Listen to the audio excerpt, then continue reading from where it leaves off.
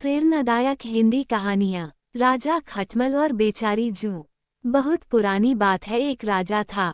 उसके शयन कक्ष में एक जूं रहती थी। एक दिन कहीं से एक खटमल राजा के शयन कक्ष में आ गया। खटमल को देखकर जूं को गुस्सा आ गया। जूं ने खटमल से कहा, अरे खटमल, तू यहाँ कहाँ से आ गया? अगर तुझे कोई देख लेगा तो तेरे साथ मैं भी मारी जाऊंगी।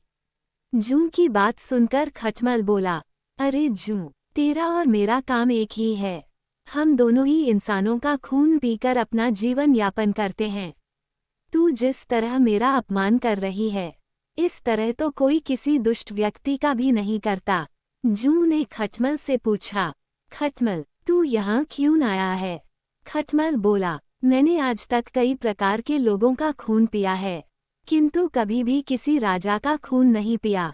अवश्य ही राजा का खून कुछ विशेष होता होगा, जिसका स्वाद अलग ही होता होगा। मैं भी एक बार राजा के खून का स्वाद लेना चाहता हूँ। जूं बोली, सुन खटमल, जब राजा सो जाता है मैं तभी उसका खून पीती हूँ। अगर तूने मुझसे पहले राजा का खून पिया तो राजा जाग जाएगा और हम दोनों ही मारे जाएंगे। खटमल बोला, अरे जूं, तुम निश्चिंत रहो, जब राजा सो जाएगा मैं तभी उसका खून पीऊंगा। जूं को खटमल की बातों पर विश्वास नहीं था, इसलिए जूं ने खटमल से कहा, तुम कसम खाओ कि मेरे रक्तपान करने के बाद ही तुम राजा का खून पियोगे और कल तुम यहाँ से चले जाओगे। जूं के इस प्रकार जिद करने से खटमल ने जूं की सभी बातों में हामी भर दी। रात में राजा अपने शयन कक्ष में आया और दीपक वगैरह बुझाकर सो गया, किंतु उसे नींद नहीं लगी थी। राजा का मीठा खून चूसने के लालच में खटमल व्याकुल हो रहा था और राजा के सोने के पहले ही उसने राजा को काट लिया।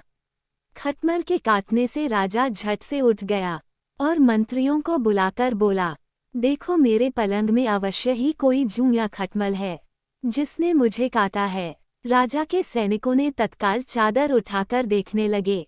खटमल अपने स्वभाव बस पलंग के पायों के जोड़ में जाकर छुप गया, किंतु जूं चादर में ही छिपी रही। ऊपर होने के कारण सैनिकों ने जूं को देख लिया और उसे पकड़कर मसल दिया। खटमल पायों के जोड़ में छुपा होने के कारण सुरक्षित बच गया, किंतु बेचारी जूं मारी गई। शिक्षा। जूं और खटमल की कहानी से हमें शिक्षा मिलती है कि विरोधी प्रवृत्ति के व्यक्ति को कभी आश्रय नहीं देना चाहिए और न ही उसकी बातों पर विश्वास करना चाहिए।